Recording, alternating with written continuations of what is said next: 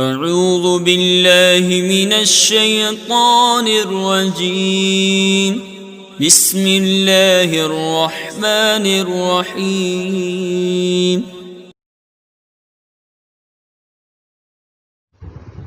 میں مجاہد حسین رضوی استاذ دارالعلوم غریب نواز الہ آباد درجہ رابعہ کے متعلمین سے مخاطب ہوں اور شرح جامع بحث اسم کا درس دینے جا رہا ہوں۔ غیر منصرف کا بیان چل رہا ہے۔ اسباب منع صرف کا بصورت شعر ذکر کرنے کے بعد شارح آخری مصرعے کے تعلق سے جو ہے وہ حاصل قول و تقریب توضیح فرما رہے ہیں۔ اس سے متعلق جو عبارت ہے پہلے وہ عبارت آپ بغور سن لیں کہ وَقَوْلُهُ حَاذَا الْقَوْلُ تَقْرِيبٌ یعنی ان ذکر العلل بصورت النظم تقریب لها الى الحفظ لأن حفظ النظم اسهل او القول بأن كل واحد من الامور التسعة علة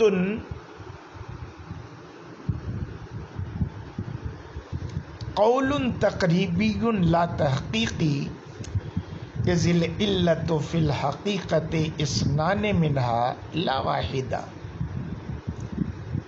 او القول بأنها تسع تقریب لها الى الصواب لأن في عددها خلافا فقال بعضهم انها تسع وقال بعضهم اثنان وقال بعضهم 11 لكن القول بأنها تسع تقریب لها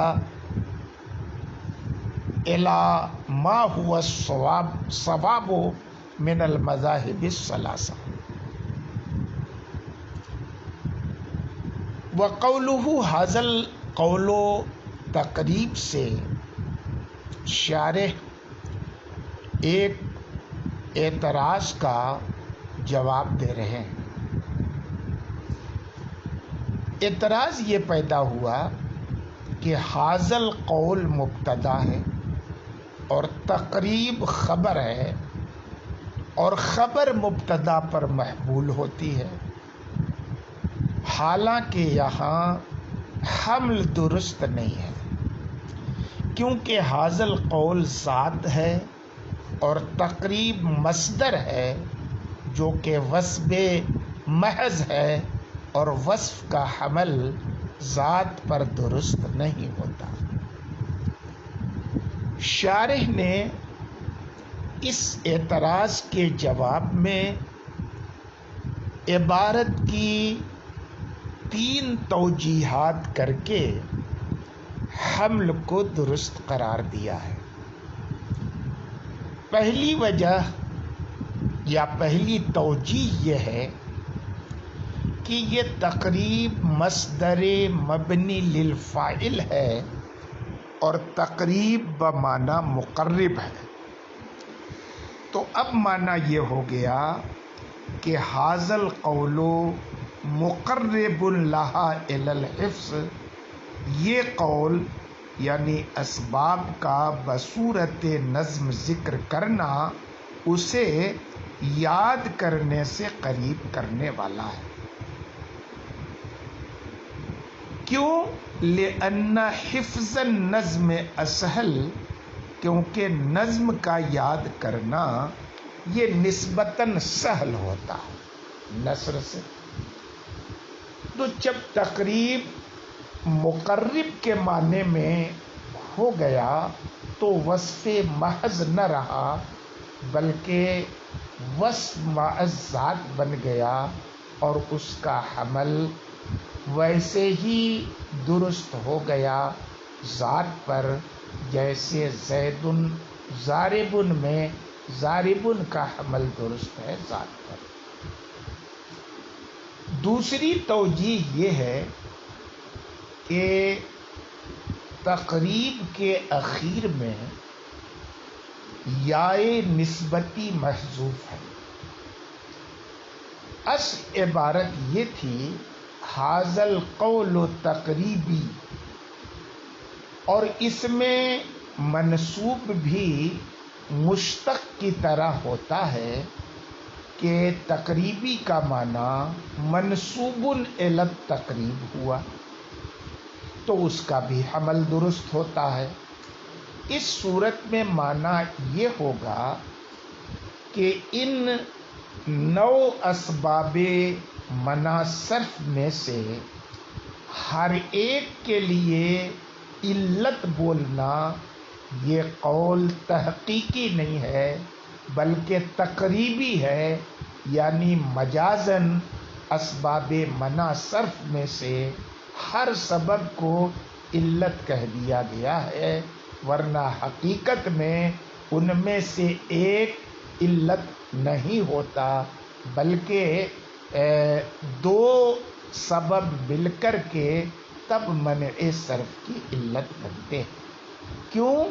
اس لیے کہ شے کی جو علت ہوتی ہے اس علت سے معلول کا تخلف نہیں ہوتا، جبکہ ان اسباب منع صرف میں سے اسم کے اندر کسی ایک کے موجود ہونے سے بھی اسم جو ہے غیر منصرف نہیں ہوتا. تو پتہ چلا کہ ایک سبب علت نہیں بنتا مگر مجازن اس ایک کو بھی علت کہہ دیا گیا ہے. تیسری توجیہ یہ ہے کہ تقریب مصدر یہ بمعنی اسم تفضیل ہے، یعنی تقریب کا معنی اقرب ہے. اب تقدیر عبارت یہ ہو جائے گی کہ حاضل قول اقرب الی الصواب، ای القول بانہا 9 اقرب الی الصواب، یعنی یہ کہنا کہ اسباب منع صرف یہ 9 ہیں، یہ درستگی اور مذہب صحیح کے زیادہ قریب ہے. اس کی تفصیل یہ ہے کہ اسباب منع صرف کی تعداد میں نحوی باہم مختلف ہیں، اور ان میں 3 اقوال نحویوں کے مشہور ہیں. پہلا قول یہ ہے کہ اسباب منع صرف 9 ہیں، اور یہی قول نحویوں کا مشہور ترین قول ہے. دوسرا قول یہ ہے کہ اسباب منع صرف 2 ہیں، نمبر 1 حکایت اور نمبر 2 ترکیب. یہ حکایت صرف وزن فعل میں پائی جاتی ہے. حکایت کا معنی نقل ہوتا ہے جس میں فعل کے وزن کو نقل کر کے اس اسم میں استعمال کیا جاتا ہے، جیسے شطرہ وغیرہ میں آپ تفصیل پڑھیں گے اس کی کہ اس وزن فعل کو اس میں فعل سے نقل کر کے استعمال کر لیا گیا. وزن فعل کے سوا باقی اسباب میں ترکیب پائی جاتی ہے، کیونکہ جتنے اسباب ہیں وہ دوسرے سبب کے ساتھ مل کر ہی مؤثر ہوتے ہیں، تو ان میں ترکیب پائی گئی. غرض 2 ہی سبب ہیں منع صرف کے، ایک حکایت جو وزن فعل میں ہے اور دوسرا ترکیب جو باقی اسباب میں. اس سلسلے میں تیسرا قول یہ ہے کہ اسباب منع صرف 11 ہیں. 9 تو وہی جن کا ذکر ابھی آپ نے پڑھا اور جو مشہور ہے، اور 10واں سبب جو ہے یہ تانیث کے دونوں الف سے مشابہت ہے. جیسے اشیاء کا الف یہ ہمراو کے الف کے مشابہ ہو۔ تو اشیاء کا حمزہ خود تانیث کا نہیں ہے، کیونکہ یہ تو جمع ہے شے کی افعال کے وزن پر، تو معلوم ہوا کہ اس کا حمزہ اصلی ہے، نفس کلمہ کا ہے، تو یہ صرف مشابہ ہے الف ممدودہ کے جو ہمراو کے اندر ہے، مگر خود اس میں تانیث نہیں ہے۔ اسی طرح سے ایک لفظ ارتا ہے، ارتا ایک درخت کا نام ہے، یہ مشابہ ہے حبلہ کے الف مقصورہ کے، مگر اس میں تانیث نہیں ہے، اس میں تانیث نہیں ہے، اس لیے کہ اس کی جمع ارتات آتی ہے۔ اگر ارتا کے آخر میں الف تانیث کا ہوتا تو اخیر میں تائے تانیث نہیں آتی، ویسے ہی جیسے حبلہ میں نہیں آتی ہے۔ تو اشیاء اور ارتا یہ دونوں کے الف تانیث کے نہیں ہیں، مگر چونکہ تانیث کے دونوں الف الف ممدودہ اور الف مقصورہ کے مشابہ ہیں، تو یہ 10واں سبب تانیث کے دونوں الفوں سے مشابہت قرار پایا۔ اور 11واں سبب وصف اصلیہ زائلہ کا اعتبار کرنا ہے بعد تنکیر، اور یہ بھی ایک سبب ہے، یعنی وصفیت اصلیہ زائلہ کا اعتبار کرنا۔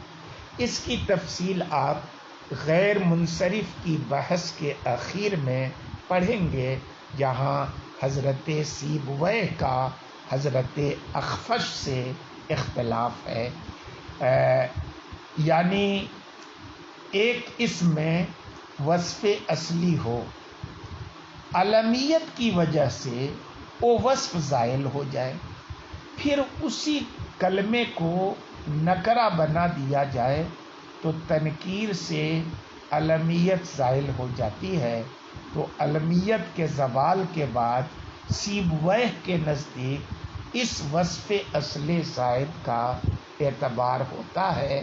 اخفش کا اختلاف ہے، جیسا کہ میں نے عرض کیا، تفصیل اس کی آگے آ رہی ہے۔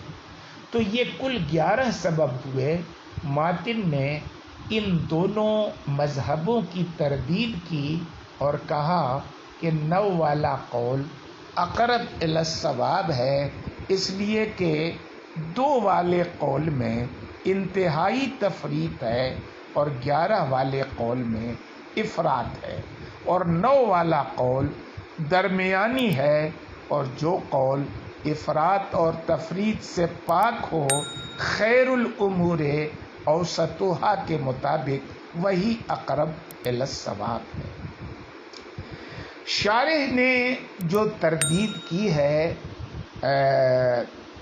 2 کا قول کرنے والوں کی یا 11 کا قول کرنے والوں کی، تو جنہوں نے کہا کہ اسباب منع صرف فقط 2 ہیں، ایک حکایت اور دوسرا ترکیب، اور ترکیب سے مراد لیا کہ ہر سبب کا دوسرے سبب کے ساتھ مل کر مؤثر ہونا، تو یہ بات تو وزن فعل میں بھی پائی جا رہی ہے کہ وزن فعل بھی اکیلا مؤثر نہیں ہوتا، بلکہ وزن فعل تبھی مؤثر ہوتا ہے جب اس کے ساتھ علمیت بھی پائی جائے، تو پھر حکایت کو بھی اڑا دیا جائے اور 2 کا قول کرنے کے بجائے یہ کہا جائے کہ غیر منصرف کا سبب فقط ایک ہے اور وہ ہے ترکیب۔ اور 11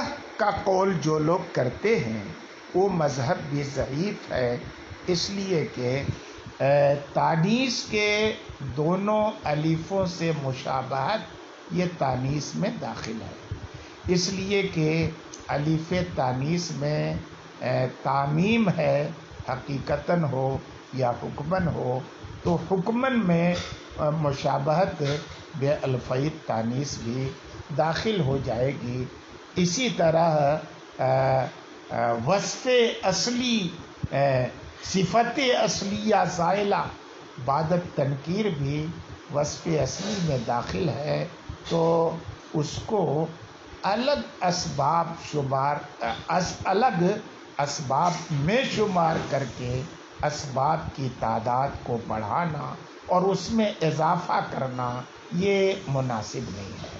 بہرحال یہ دونوں مذہب کمزور تھے، اس لیے شاعر نے کہا کہ حاضل قول و تقریب ہو، کہ یہ قول اقرب الی الصواب ہے۔